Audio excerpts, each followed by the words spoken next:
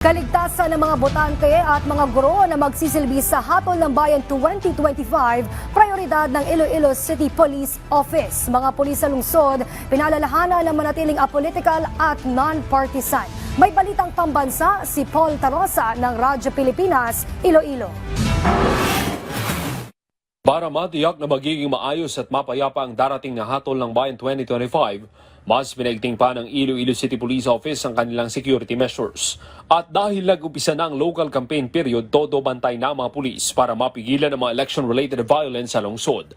Mahigpit ding tututukan ng mga pulis ang mga eskwelahan at mga polling center para matiyak ang kaligtasan ng mga botante at mga guro na magsisilbi sa eleksyon.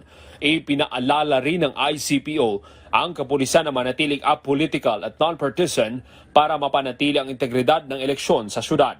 Giit ni Director Police Colonel Kim Legada, dapat sundin ang guidelines na ipinalabas ng Commission on Elections sa Philippine National Police na nagbabawal sa mga pulis na sumali sa mga partisan political activities. Panawagan ng ICPO sa publiko, makipagtulungan sa pambansang pulisya para sa maayos at mapayapang Hatol ng Bayan 2025. Mula sa Radyo Pilipinas, Iloilo, Paul Tarosa para sa Balitang Pambansa.